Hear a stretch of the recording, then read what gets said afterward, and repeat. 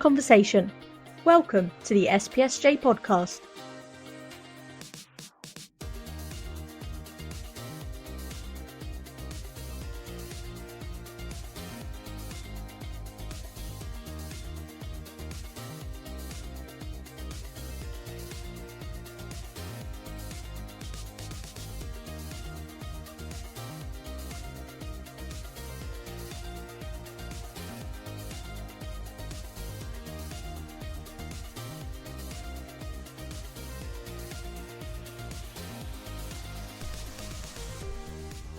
Well, hello and welcome to another SPSJ podcast. We've given Grace a break for this episode, so I'm going to be hosting. If you don't know who I am, I'm Andy. I'm the vicar here at SPSJ, and today I'm joined with obviously our producer Heather. I like the nickname. Producer Heather. Producer Heather, yeah. Like that? It's nice, isn't it?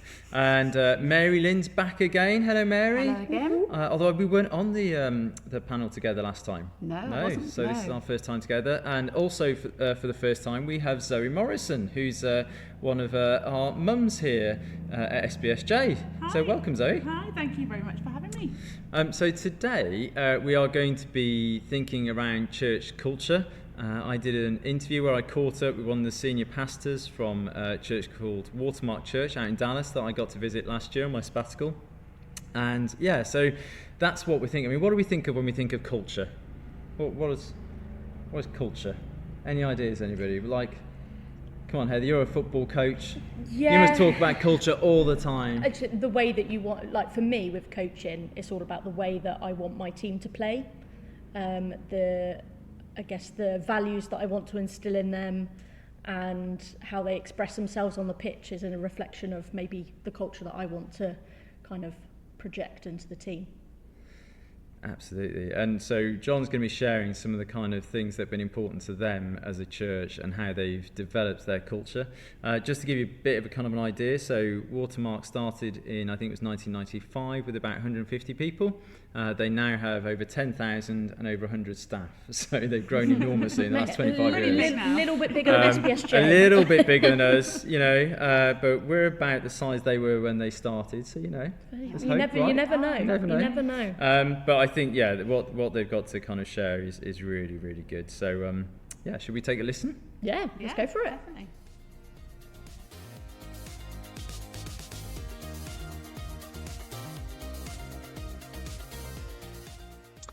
Well, I'm delighted to be joined today for our podcast by John McGee. John is the Senior Director of Watermark Resources, which is a church out in Dallas. John, welcome.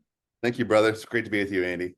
Yeah, it's great to be speaking to you again. So I got to visit Watermark Church out in Dallas for the Church Leaders Conference that John heads up the team for a couple of years ago now, and absolutely loved my time out there.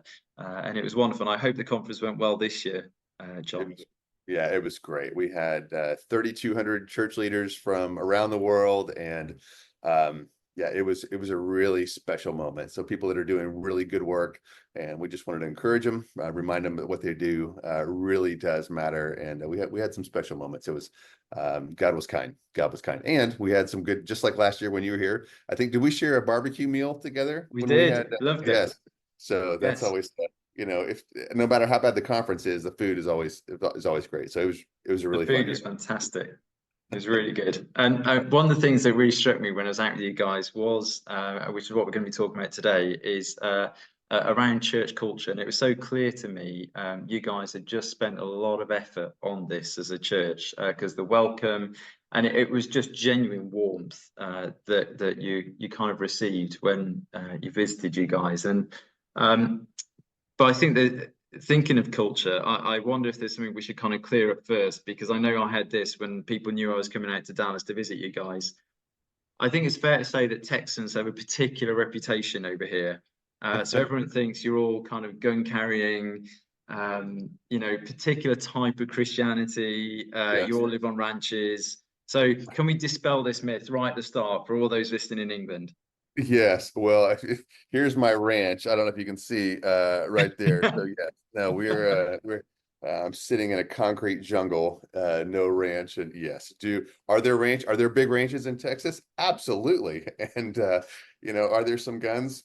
Sure, sure there are, and but I think just like anywhere, any group, it's the extremes that make the news headlines, and so we're at a congregation that just like you, we're trying to understand what Jesus would have us do, and just do that, and not make it any more complicated than that. So no guns. I live in the suburbs. I mow my lawn just like everyone else. I do not ride a horse. And I do not have a sidearm on me, or do I own one? So yes. Brilliant. There we go. So we dispelled that myth straight from the start here. Yes, like anywhere, there are always varieties of people there. So you talk there about trying in your church to create a culture, doing what you think Jesus would call you to be doing. So Yeah. how do you kind of go about that? I mean, everyone seems to be talking about culture these days. Over here in England, I hear this quote a lot, that culture eats strategy for breakfast. Everyone is quoting this because, and partly probably because everyone's trying strategies and they don't work anymore. That's right. Right. So how do you go about what this strange thing called culture? Yes, and that's Peter Drucker, and I don't even know. I think I've chased that down, tried to chase that quote down at one point, Andy, and I don't know that he even said it. It's always attributed to him, although he may. Your listeners may be able to correct me, but it's always attributed to Peter Drucker, who was a really good, clear thinker, and so that idea I think is right. Is that as culture is so incredibly powerful. And so Peter Drucker, or whoever said that, was that if you can get your culture right, everything else really will fall into place. And that's probably the most difficult part, the most strategic part. And then, if I don't know who listens to this podcast, but if it's pastors, if it's people who are trying to do good work, basically you're always trying to get people to do something that you think would be best for them, and for their city, or their town, their small group, their family. And culture is an amazing way to do that. If you can get a strong culture that's clear, then people will then kind of self-police. They will motivate each other. They will help each other do that once it's clear, and once you've explained what it is, and it's really set. But it is very, very difficult and arduous to do, which is why a lot of people don't think about culture, whether they don't build it. But I think the first step, if you want to talk, when I think about culture, there's kind of like 6 steps, I think, to it. But the first one really, and this is tough, is just to clarify it. So by that I mean, you as a leader or as a member of a group, you have to decide what it is that you want to be about, right? So you could say, as a pastor, or you're a vicar, which sounds so cool. We don't have vicars here. I'm a minister, but someday I'm going to grow up and I want to be a vicar.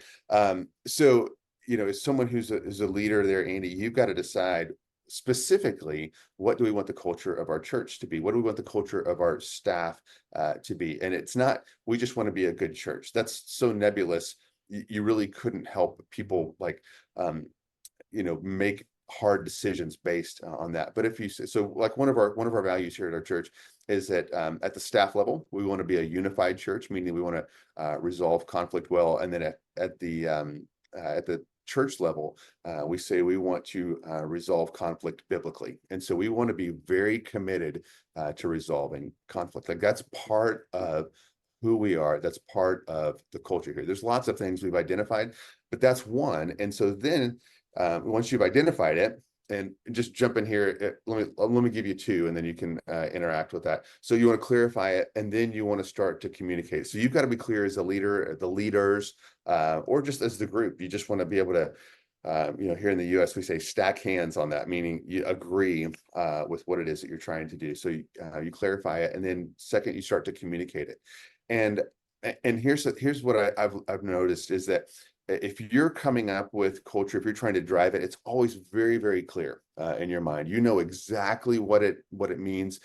You know how you would explain it. You know what it would look like to live it out. You know what it would look like to violate that. It is literally crystal clear in your head. And when you go to explain it, and others, they have no idea, or they have a perception that is not yours, that they do not share. So, in the church context, you want to talk about biblically where that where that comes from. It needs to, be from God's word. So when you think about conflict, there's lots of places we go. We always talk about starting with ourselves. Kind of Matthew 7:3-5. You want to get the log out of your own eye. If you want to talk about resolving conflict, that's always the first step. It's always the hardest step, with the most fruitful, right? We'll talk about things like, that you don't have to have, you don't need to bring everything up. You don't have to kind of go and talk everything through and confront people. Proverbs 19 says that it is the glory of a man to overlook an offense. Some things are just small.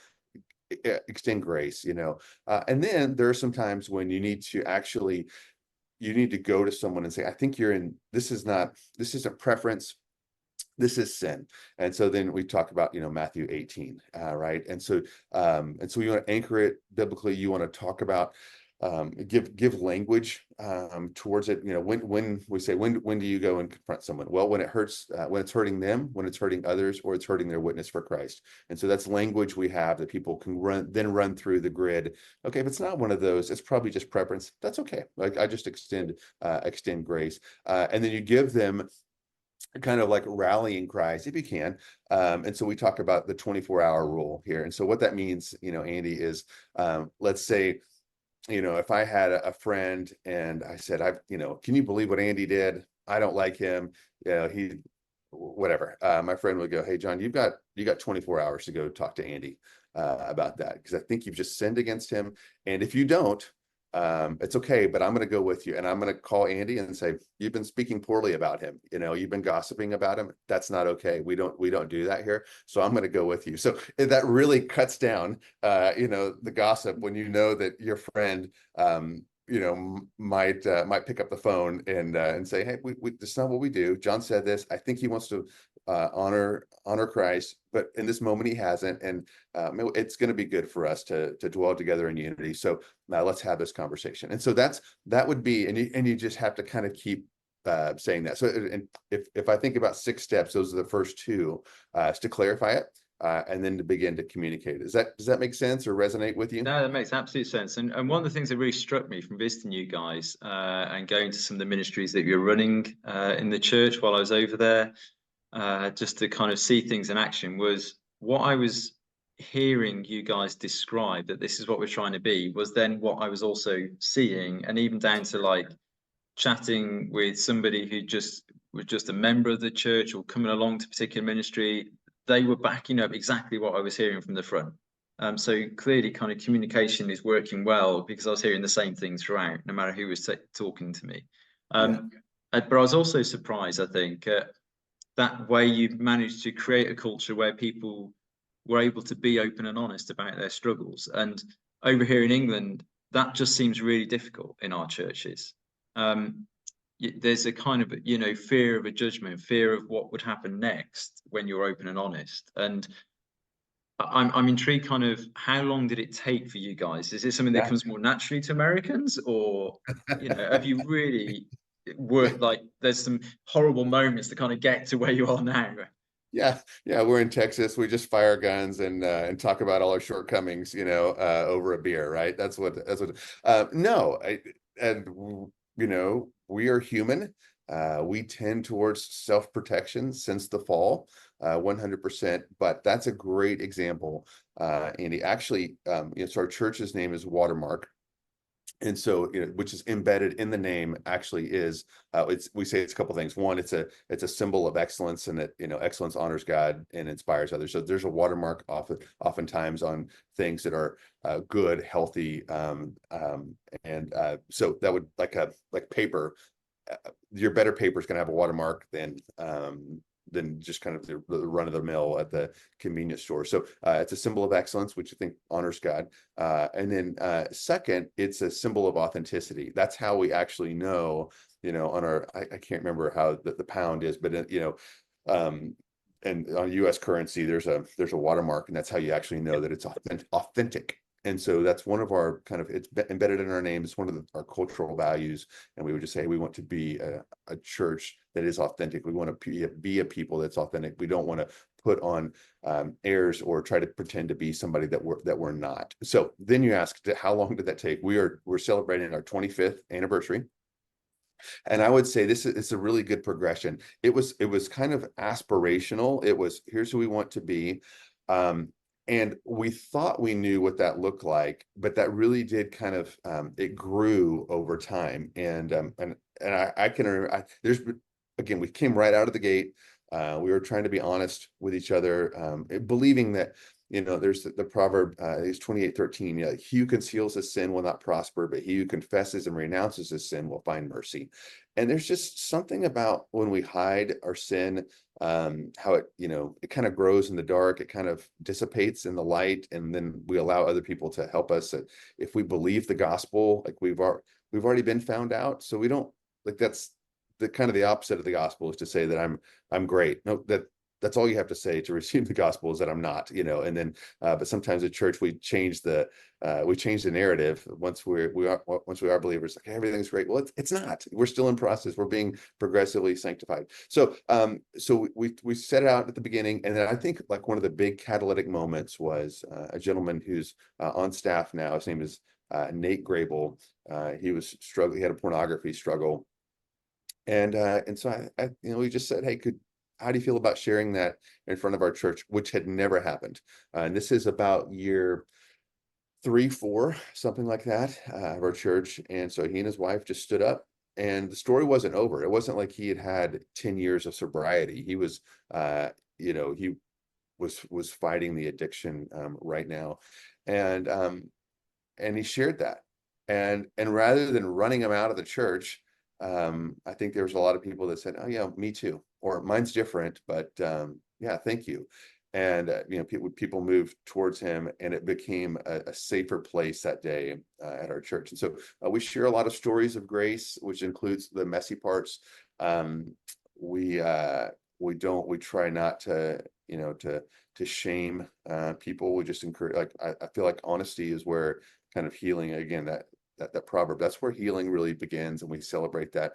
But we are all, I want you to think well of me, Andy, and so I don't want to tell you, I'm trying to think of the worst thing I've done in the last 7 days. I've been too busy to really engage my wife. So I've got the afternoon off. I will pay my full attention. But the last 2 to 3 days, I've helped around the house. I actually helped with laundry, right? So I'd want you to know that, think well of me. But I didn't sit down with her and say, "Hey, tell me about how you're really doing. How can I serve you?"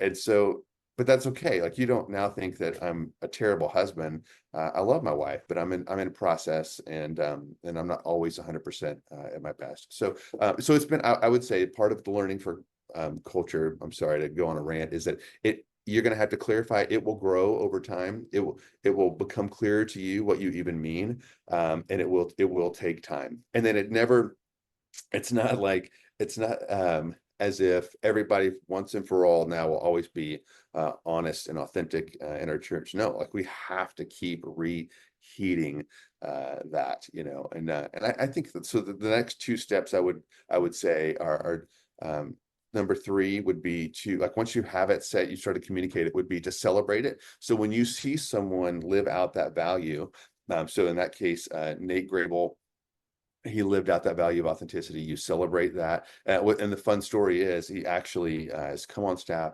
and written a recovery ministry called Regen Recovery. That's part of what my team does, is share these resources with other churches. And we're in like 100 and I can't remember, 150 churches, something like that, around the country. So actually, Nate's story, all he learned is this really robust, is turned into a really robust discipleship ministry and so it's a beautiful story. But you celebrate it. So when you see someone being honest, you say thank you. That's what we're talking about with authenticity. When you see someone who's resolving conflict and fighting for unity, you celebrate it. You make a hero out of them. You can use that in a sermon illustration, in a group meeting, in a small group meeting. Hey, thank you. I want to call that out. I saw what you did. That's exactly what we're talking about. Way to go. Thank you for showing us what that looks like. Celebrate it. And then the other side of that is to correct it.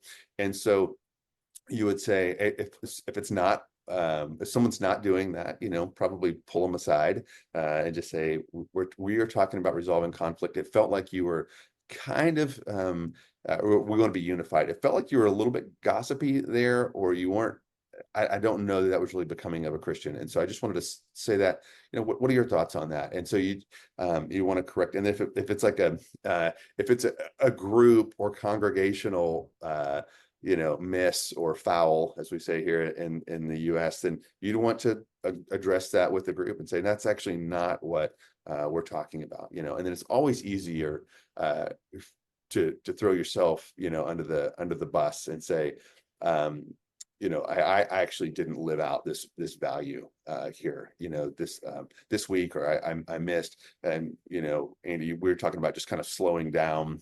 And so if that was something you were trying to drive through your congregation, if you didn't slow down this week, if you moved past someone who you knew you should have stopped with, you just say that. So people both have an idea of what it looks like to live out that value. And then they also have an idea of what it would look like to violate that value. And they understand kind of where these lanes are. And so I think, just celebrating it, which is really fun, making heroes out of the people who live out your values, and then correcting it has been part of the journey for us. Does that make sense? Yeah, no, it does make sense. Thank you. And I know in celebrating it, you guys do this really strange thing with a pair of socks in your teams, don't you? Yeah. I could, I've tried to explain it over here. Oh It's not gosh, translated well. I'm not going to lie. across the pond. Well, it doesn't make sense to a lot of people here, in our same town. So to think about across the pond, this making sense, but I'll try to explain it. So, one of with this idea of excellence, going above and beyond, would be one of the ways that would look like. We as a staff, not our church, but as a staff, we have this award. It's just called "You Knocked Our Socks Off." And so in the US, that if you say, "Well, you knocked our socks off," it's not something we say a lot, but what that means is that was amazing. Like, that was way more than I expected. I think it's not a real commonly used phrase, but that's what it means. And so we actually have a pair. We have these socks that are printed up with our church logo on it. And so occasionally we don't have any rhythm. It just generally what happens is one of the leaders just says, "Hey, we think." There's a group of 12 of us, and we'll send a text and go, "I think we need to give this person some socks." And so in our staff meeting, someone will have this pair of socks, and they'll just say, "Hey, hey, Susan, we had this event last week, and we saw what you did, and you solved, whatever, you solved these problems, you made it excellent. Everything start to finish was incredible, and you worked really, really hard." People commented about how amazing that event was. "Hey, Susan, you knocked our socks off." And so give her a pair of socks, and people cheer. So I don't recommend that. That would probably be really, really weird in your context. I think I found somebody who a country that would get this. So literally just earlier today, when we're recording this, we have a lady who works for us called Sandra, who's moved over here from the Ukraine. Her husband's still over there, and she's been working with the Ukrainian community that's moved into our area. And she just literally this morning gave me a pair of socks from the Ukraine as a thank you. So maybe the Ukraine is the place that would get this. I don't know. Yeah. Yeah, but I think there's something, I don't have anything here, but there's something, you could have some type of award, or you don't even need an award, but just that. So what happens? So what happens is, right. And so what happens is when you do that, they are the cheapest. You wouldn't wear them. Those socks are they're so cheap. But like, truly, I could take you out here into our offices, and you'll see some different pairs of socks that are just pinned, to a cubicle or to a wall. And it's a badge of honor. So what happens then is everyone who watched that, they go, "Okay, that's what that looks like to live out that value of excellence." And wouldn't we all want to gravitate towards being celebrated like that? And so that's how that works. And we also do that generally. I don't know that we've ever given any of our senior leaders. I don't think we've ever given any of our senior leaders a pair of socks. It's generally a way also to kind of. One of our values is like, we're a team. Everybody's gifts are in play. Now, some people have a little bit more visibility. They've got microphones, those kinds of things. But if you're using your gifts here, you're a part of the team. And so it's also a way to kind of celebrate those who've been gifted by God, who are using, you know, Paul would be so proud. You're literally using your gifts to build up the body of Christ. And we want to celebrate that. And not just the person who gave the last sermon or the message, those kinds of things. So that's interesting. So the senior leaders don't often get the socks, but when you're talking about correcting behavior, you said it's easier for the senior leaders to demonstrate that in correcting themselves and being open about that. Yeah. just being vulnerable. Yeah. I would start there. I would start there for sure. I would start there for sure. So yeah. Two more things, Andy, and then anything else you want to, you know, talk about.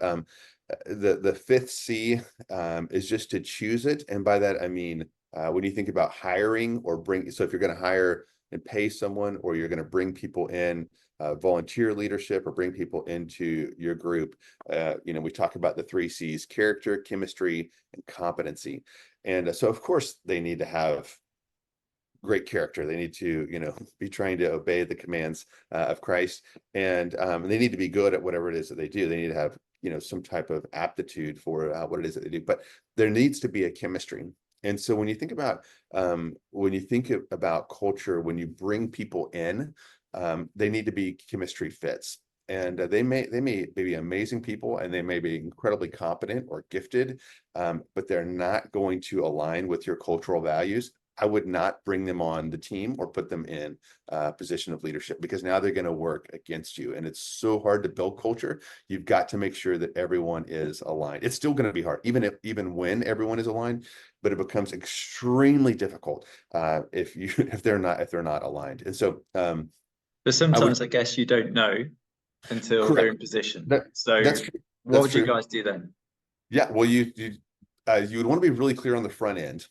Even you'd ask all the questions you could. You want, that's references, or if we're talking about just in this instance, like hiring someone, always people that have known and had relationships with a longer time, that all that's been borne out, and you can tell whether they would be a cultural fit or not. If someone new, you want to ask all kinds of questions, and then B, you want to make sure that you have said everything out loud that you want them to do and be. And so, for example, we just hired on my team, we have like a communications person that does all of our social media and all those kinds of things. We have lots of different ministries. It's a pretty complicated job. They lead a team. Well, one of the things they have to do, we have some kind of the senior leaders on our team. We try to lead together.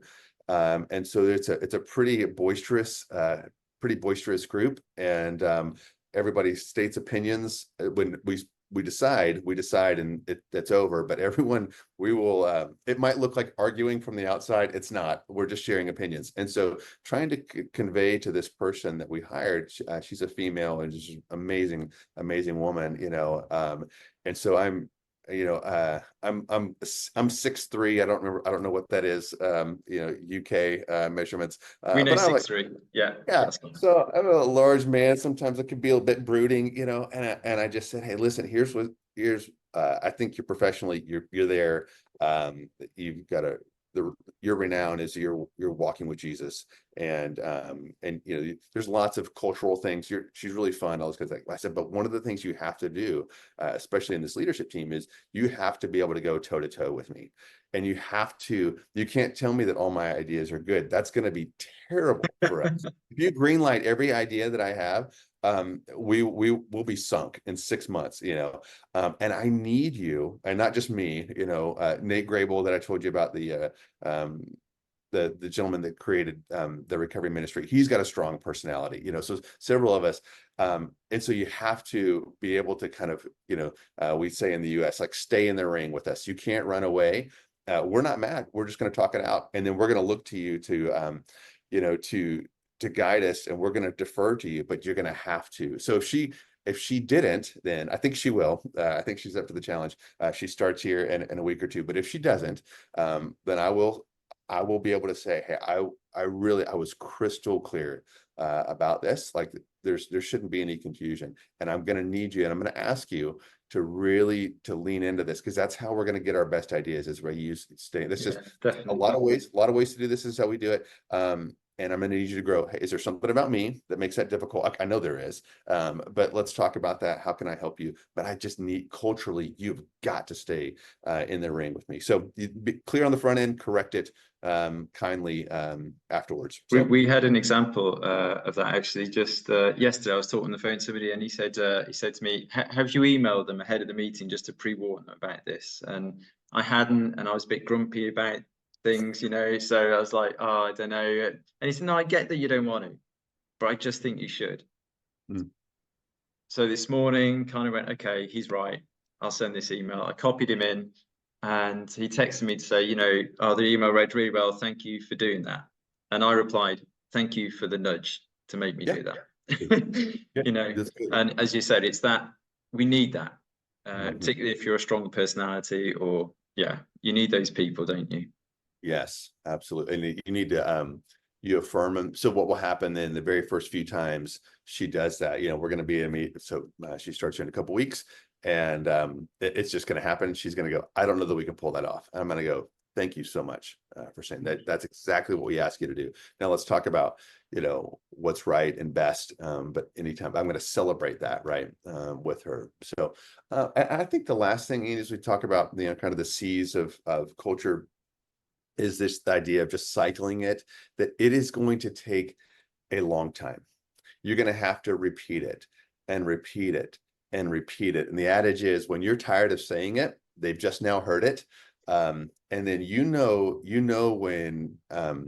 when it's kind of made its way through the ranks, when this is how is when they make fun of the point or the thing. It's now like it becomes a punchline of a joke, or there's this mantra that you have and they finish it like in a sarcastic way, just playfully, if you have that culture. And they're like, we know the 24-hour rule or something like that, right? Now okay, they understand it enough to make fun of it playfully. They can't work against it. They cannot. But that kind of like jokingly, hey, if you don't fix that, we're going to exercise a 24-hour rule on you, those kinds of things.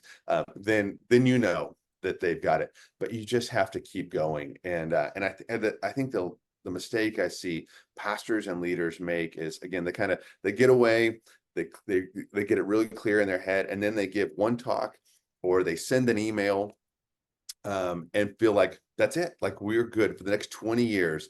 Our culture is set, and you really haven't even begun the very first time that you say that. And you just have to keep repeating, keep celebrating, keep rephrasing it. And then when it happens, what'll happen is a lot of times there'll be a phrase along the way or an action that you go, that is exactly it. And it will kind of, what's really fun is it will grow in meaning and depth, over time, if you're paying attention. But it's so hard.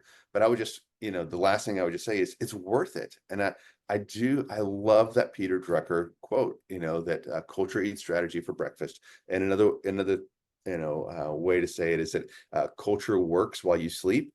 And so if you get this right, Andy, and I know you took a sabbatical. Well, if culture is set, then even when you're not around, you're not in the room, you're not in the pulpit, you're not in the meetings, people know what to do, and then they also can help their friends. And so you may not be around, or your other leaders may not be around, or but when it's clarified and it's strong, it really does help people understand what it looks like to kind of walk in the way of this church, this organization, this group, this family. And so you can't just yell at the kids and tell them that's wrong. They need to understand what it is.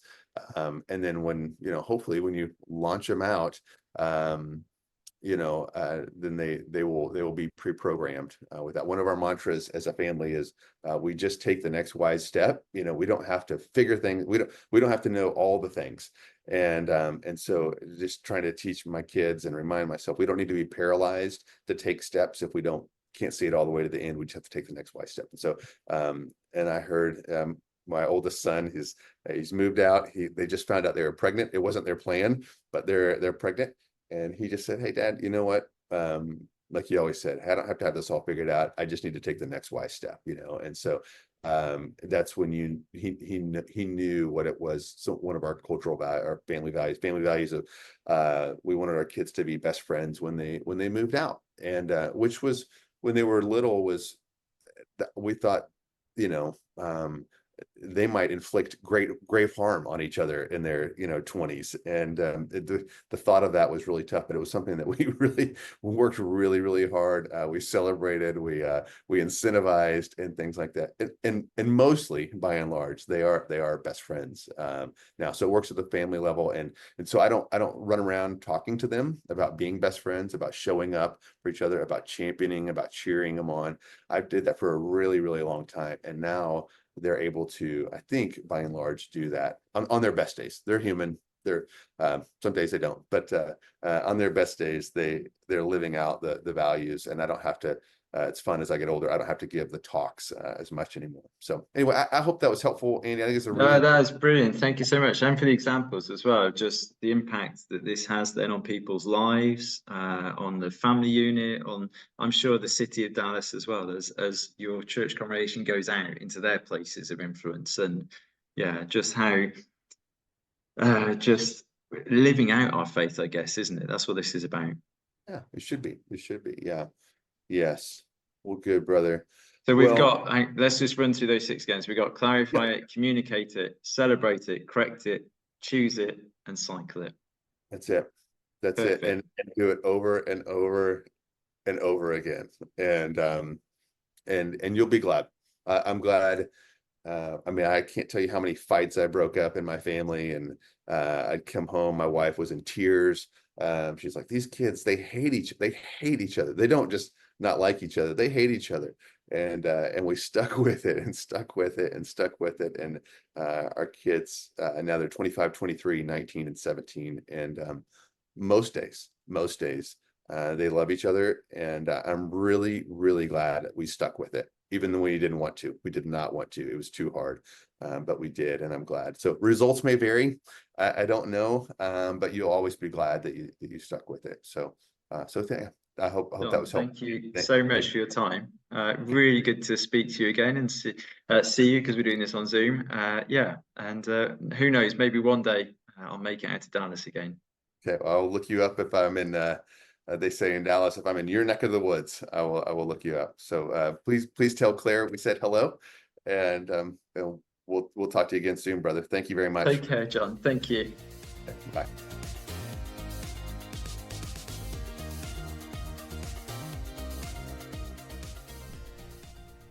Great. Well, there we are. That's John. That's what he had to share about church culture. What are your guys' kind of initial reactions to that lovely Texan voice? Well, I mean, I could listen to him all day long, I'm not going to lie. I thought it was really good. Yeah, really enjoyed it. Yeah, I just think he is quite a few key points in there for us, perhaps as individuals or as a church team or a congregation to work on and to think about. Yeah, and I think even though obviously I said we're talking and thinking about church culture, culture is everywhere, as Heather was sharing earlier, and we take culture with us everywhere we go, don't we? And he brought up about his own family culture actually at the end, doesn't he, as well in that interview, and what they were doing as a family. So it's something that, yes, specifically we're kind of thinking about SPSJ church culture, I guess, but this is something that goes everywhere. Yeah. So there was a lot in there, as you say. I wonder if there's kind of one or two things that really grabbed you that made you think, that's really interesting. I hadn't thought of it like that before. I think that idea, it just sounds so simple. He makes it sound so simple. And yet it's taken them, what were they celebrating, their 25th year anniversary, and they're not a finished product. They're still on that journey and still developing. And it's like, well, if that's something we've spoken about it before, Andy, about this church culture and how it would be great if SPSJ had this kind of culture and so forth. And it's like, well, 25 years from now, that's where we could be in terms of the culture, not necessarily the size of the church and everything. And that bigger staff team, I think you'd have a lot on your hands with 100 staff members, wouldn't you, to be honest? Yeah, I mean, they do have a executive pastor who There we teaches the MBA in Harvard, if I remember right. So, he's yeah. pretty good at running the things That's there. pretty Yeah. cool. Yeah. Maybe that's in another life for us. But yeah, I think it just makes it sound so simple but so effective. And you're listening to it and you're thinking, oh yeah, that makes complete sense. Like, why wouldn't you do that? Yeah. But as he mentioned, it doesn't come without its difficulties, does it? No, and I think the one expression he used at the end, I know we're going to the end first, was when he said, don't be paralysed by the long term, just take the next step, which I think sometimes we do, don't we? We go so far beyond, we forget to be in the moment and how we can work with what we've got at that time. Finding that balance. Yeah. I really liked when he talked about the 24-hour rule, and he said, if you've got an issue with somebody, that you've kind of got 24 hours to then go and speak to them about it before you're potentially then sinning if you're gossiping. Or We're going to serve them with a 24 hours. It's like, what? I was like, wow, okay. So like, if I did that on myself, not necessarily for other people, but if I did that for myself, that really, I feel really challenged by that, because there are so many times when I can probably say, I really shouldn't have said that, or I shouldn't have done that, and I spoke ill of whatever situation, or not necessarily ill of them, but when you discuss a situation that's happened and you're discussing how it makes you feel, so you're not necessarily discussing the other person, but you're still not resolving that issue, and actually resolving conflict in that way. I thought was conflict shouldn't always be seen as this really negative thing. Like, we can have positive. I was thinking, like, how much time would you get back to yourself, just mentally, rather than being mentally drained by situations just going round them in your head, if you resolve them within 24 hours, or you sought to resolve them within 24 hours. And like, how much time we would get back onto our hands, and how much more liberating and freeing and it would be. Positive would the relationships be? If we build those relationships with each other, where we had the capacity to say, actually, you did that, or I don't completely agree with what you said to me. To then get a deeper friendship. It just reminded me a bit of the woman who touched Jesus in the crowd. And it's like, who touched me? It's like, that was resolved straight there. And then she didn't want to be that person that owned up to it, but she did, and it was resolved, and she was liberated for it. And like, how quickly, if we sought to do the same, what a great culture or example that would set, not just to those in our congregations, but actually those in the local community as well. It would feed out. And I mean, he used the word honesty a couple of times, didn't he? And that is a real desire for them to have honesty, because this belief of, actually, it's through honesty where the healing can then begin. So being honest in those situations where there is conflict, not hiding from it, being honest when things aren't working out. You mentioned about staff, didn't he? Choosing the culture when you're employing your staff as well.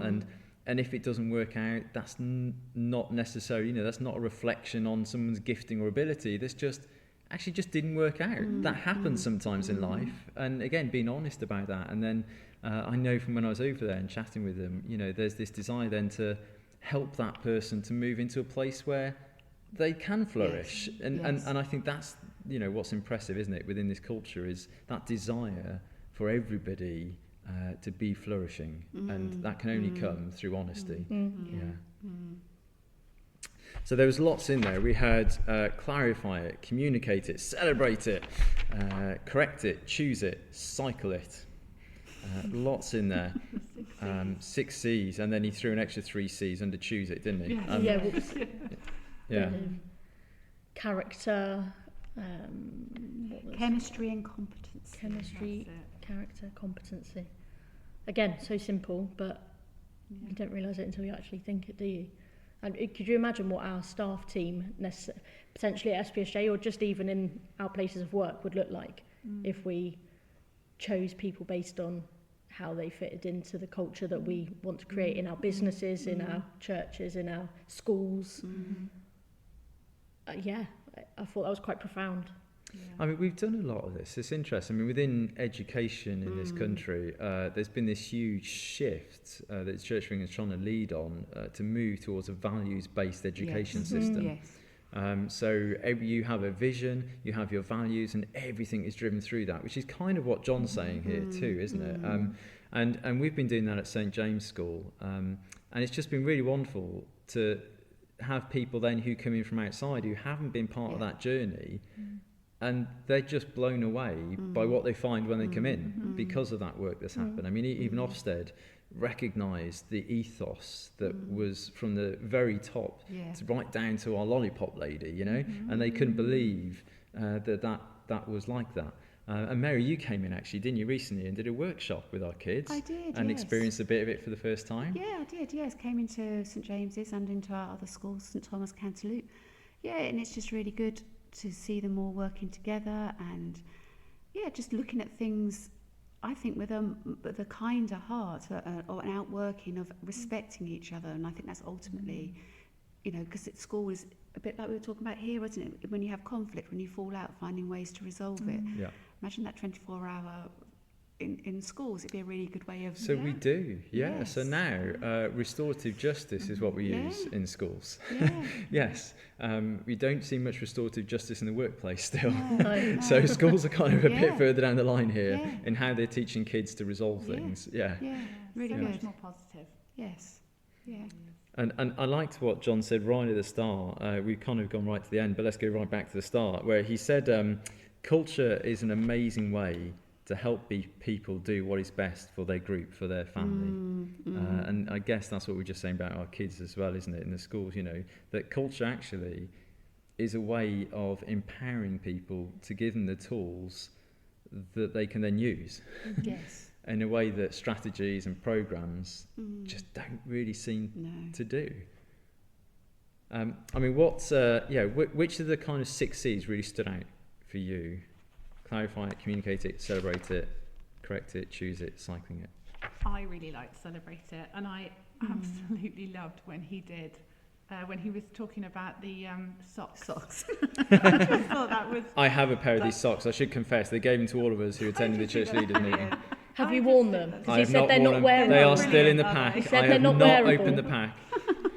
I feel like you should have them in your office, you know, Yeah. put up on the wall somewhere. Oh. I just thought that was really great. I think it's amazing when we can celebrate, you know, those times when, you know, not just when we've done something really amazing, but when we've done something that's actually really hard, like, you know, talking through conflict and resolving issues, you know, actually celebrating how we do that. And, you know, Andy, that and Heather, that the church children's ministry has grown phenomenally, you know, before we started and I arrived with my many children. They're a blessing. did half of children's ministry just with mine. But, you know, to be able to show that then to the children that, you know, this is how, you know, we can celebrate resolving conflict or resolving it, or, you know, having these amazing things happen. I think I love that. It makes me think of, going back to my football coaching, like, is there a stop, stand still moment? So often when we use that phrase, stop, stand still, or freeze, to get them to stop and to think about or to correct something. But actually, those moments where you go, stop, stand still, should be celebrating something that's really, or highlighting something that is putting into practice exactly what you're trying to focus on and teach in that session, rather than, oh, that was a really good pass, or that was a really good shot, or whatever. But if you're really trying to hone in on one focus or topic in a session, what is your stop, stand still moment that you're celebrating? And it's the language you use as well around it. I think I was chatting with some of the kids' church leaders yesterday evening, and we were saying about giving children the tools and the language to use in situations. In terms of that communicate it, point 2, but also when there is conflict, actually, do we really give children and adults the tools and the language to use, rather than say, yes, we could challenge them. You've got 24 hours. Well, hang on, what do I do with those 24 hours? Like, how do I even approach it? I think instead of just communicating it, we need to give them the tools as well and empower them, which comes through the culture that we create naturally, I think.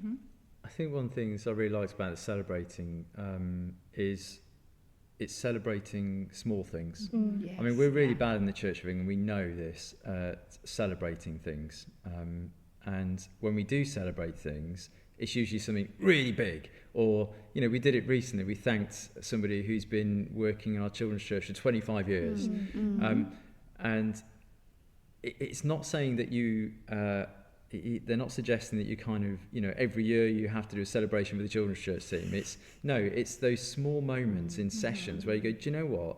The way you taught our kids that particular topic was inspiring. It's celebrating those smaller things that just really do then just highlight that culture that you're wanting. And just go, yeah, you nailed it. Otherwise, again, it becomes that institutionalised thing where every year on the first Sunday of the academic year, we're going to, or the last Sunday of the academic year, we're going to thank our leaders, we're going to pray for our leaders over the coming year. That becomes institutionalised. Whereas if you do it in spur of the moment, those stop, stand still moments of celebrating the small things, the people that you're celebrating appreciate it a lot more. And actually, it instills that culture even more. Rather than it being, it's that time of year again, here we go, kind of thing, and the expectation. And I think for me, that takes back, you were saying which one spoke to you, I think it's about communication for me, so that's the one back. And he was talking about not just words, but practical outworking. It's difficult for us in the UK because to be open and honest and, you know, perhaps saying to somebody, what a brilliant thing you've just done. We don't do that easily, do we? We don't affirm people. We don't, and people find it hard to accept too, don't they? It's not just about the giving, it's about the receiver. And I do think, and he talked about having authenticity and value and honesty. And I think they're all things that we've really got to, I think, still be working on. Always. Yeah. I think, under that communicating it as well, I thought it was really interesting that he was like, you need to be really clear then what is violating that culture. Yes, yes. So you spot it and you go, no, and you put an end to it straight away. Yeah. You don't allow that to creep in because you know what it doesn't look like as well as what it does look like. And I thought that was really interesting. That's like you might be clear on what the culture is you're trying to create and instill in your church. But those you're communicating it to might have a completely different idea or interpretation of what you mean by that. Yes. And how he said then at the end, kind of when you cycle it, you might be fed up of repeating yourself and telling them again and again, this is the culture we're trying to create. But it's when you get fed up that's when they've just starting to hear it and starting to grasp it. I think that's a little bit of a encouragement to keep going, to spur on, isn't it? Definitely. So I was thinking, and it's great to have Zoe as someone who's new to St James. So both Mary and Zoe are members of St James congregation. Mary's been in a lot longer than Zoe. We won't say how long, Mary. But I was thinking it'd be really interesting as we're talking about church culture. What is the culture of St James like? What would you say, Zoe, as someone who's new? What have you found when you've come in? Mary, you've been here a long time. Has it changed? Has it? I thought it'd be really interesting to actually just explore what we think our culture's like. Over to you, Zoe. Well, I mean, we've been at St James now for just coming up for 2 years. So it'll be, I think it was October. I think we joined just after we moved here.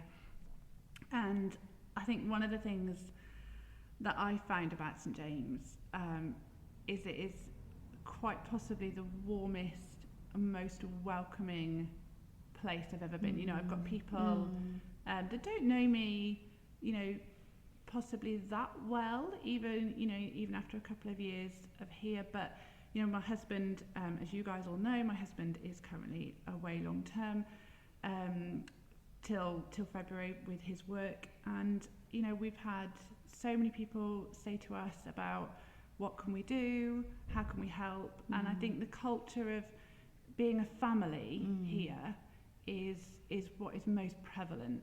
You know, that it really is a family atmosphere. You know, not once in the last month that I've been on my own have I ever felt on my own, because I could pick up the phone. I saw you in the street header the other day and you were like, look, anything I can do. I'm always randomly walking in the street.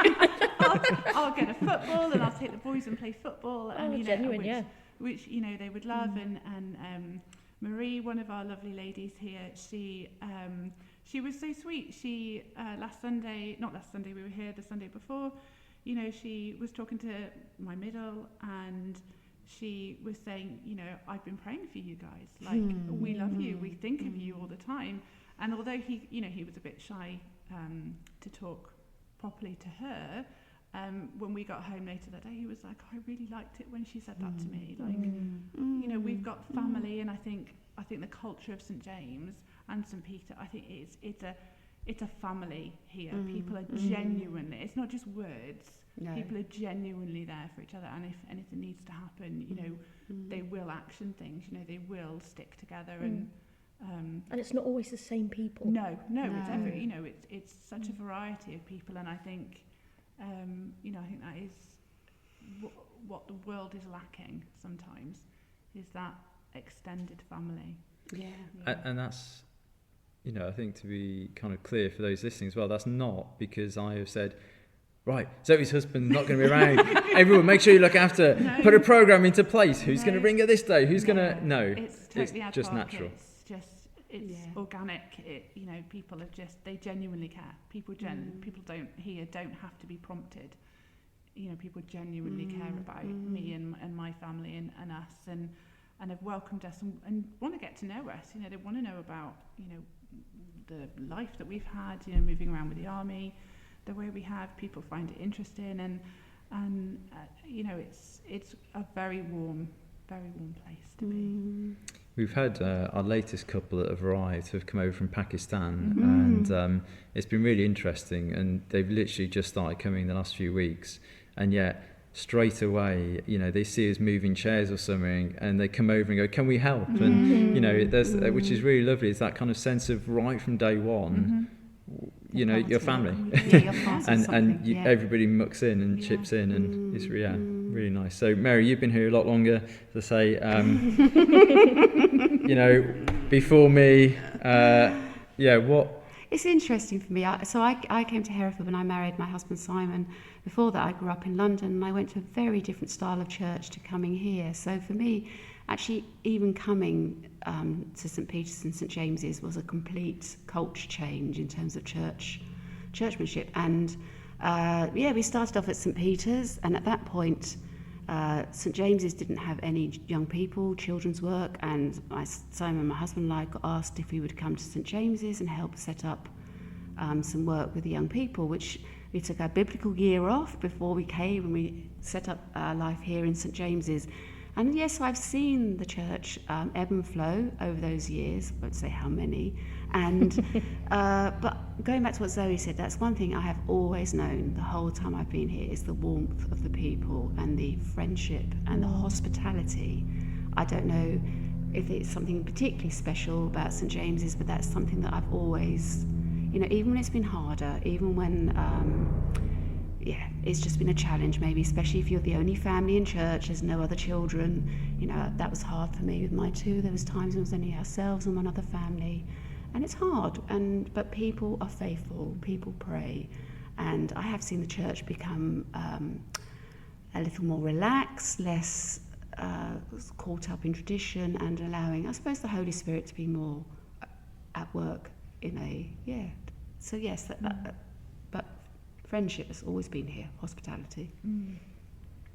Lovely, thank you. That sounds like a really good place to kind of end. And do put in the comment sections, do go in, have conversations with others, and just, what the groups, the communities, the churches maybe you're part of, what does the culture look like there? And being honest in that, and then addressing those things that we need to keep working on, because none of us are perfect. We all need to stick with it even when we don't want to, as John said. So thank you all for listening, and we'll be back again next month. Wow.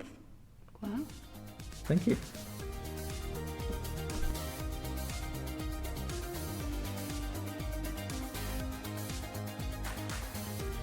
Thank you so much for joining us today.